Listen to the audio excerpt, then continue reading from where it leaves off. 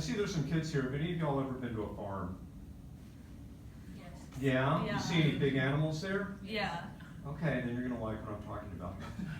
So this is about how you perceive the world around you. And I say all of us perceive the things around us, buildings, pictures, friends, family.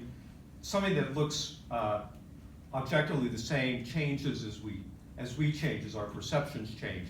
So really the only constant in life is change.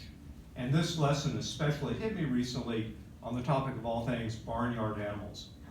So when I was a kid growing up in Mission, Texas, a highlight of the year came when my family visited the Rio Grande Valley Livestock Show and Rodeo in Mercedes, Texas. I loved going to the livestock show. Part of it, my younger brother and I, Cooper and I, would walk goggle-eyed among the animals.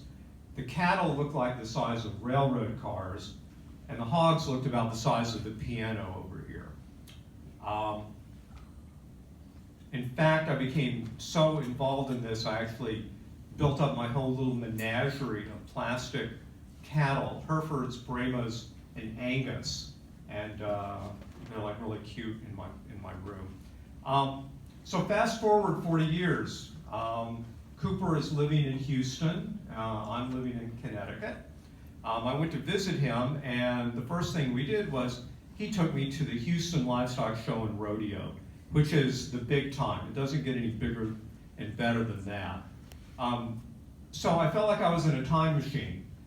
We went to the livestock show part of it. We walked around, same way we did like when we were 40 years younger.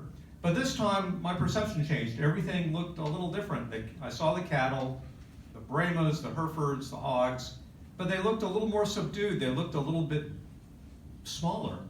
And so I thought to myself, has the evolutionary process sped up so that barnyard animals now look the size of beagles and chihuahuas?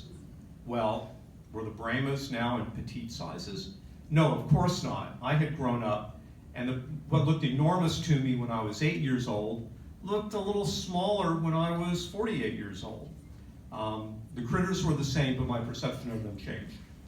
But even perception when you're an adult is fluid. Fast forward another 10 years. Cooper is living in Houston, and he's living out one of the great Texas fantasies. Now, he didn't register another million Republican voters. Instead, he bought himself a 10-acre ranch outside of Houston, complete with a pond, a ranch house, and pastures. Now, a very special part of Rancho Wallach, as I call it, was a genuine herd. He bought a herd of Longhorn cattle.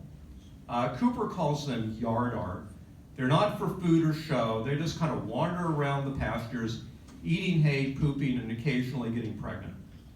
When I first visited Cooper on the ranch, he immediately took me to the pasture to get acquainted with the Longhorns. My perception began to shift again. Compared to the Houston Livestock Show, the Longhorns were huge once I went nose to nose with them through a wire fence. Up close and personal, they impressed me as much as the cows did in 1963. They weren't just animals on parade on the show floor. They belonged to my flesh and blood. Cooper, in fact, treated them like pets. You know, if you've got dogs or cats, you know what it's like to pet the puppy. But Cooper liked to go inside the pasture and pet the Longhorns. He urged me to come on in, and also he wanted me to pet the Longhorns. So my sense of self-preservation led me to tell him, no way, man.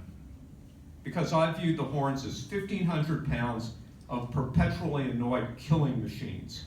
You would be too if you had 100 pounds of horn attached to your skull. The migraines must be fierce. So I asked him, are the horns sharp, I asked. Cooper, who today has not been skewered like a human shish kebab, said, well, the ends of them are blunt, but imagine getting hit with a heavy metal pipe swinging at you like a baseball bat. That's what happens when they get mad and swing their horns at you. Kind of like that. I was curious about the happy arrival of baby Longhorns. So I asked him, do you get a veterinarian out here to assist with the birth? And I sounded truly like a clueless city slicker from Westport, Connecticut at the time. Cooper looked at me like I had lost my marbles. He said, no vet is going to get that close to an excitable longhorn. The Longhorns mommies just drop their babies in the pasture. Longhorns are used to doing that. So my perception shifted again. I saw the cattle not as placid exhibits at the livestock show, but real live and kind of ornery creatures. The intimacy made them enormous again. So Cooper now lives in Florida, where he gets to see alligators. I've only seen little alligators on the Louisiana bayous, not the monsters of the Sunshine State. I look forward to visiting him and checking out the relative size of the gators. But even without visiting, I know I can give Cooper some brotherly advice, and I've already told him this. I said, you can pet the Longhorns, but please don't pet the alligators. Thank you.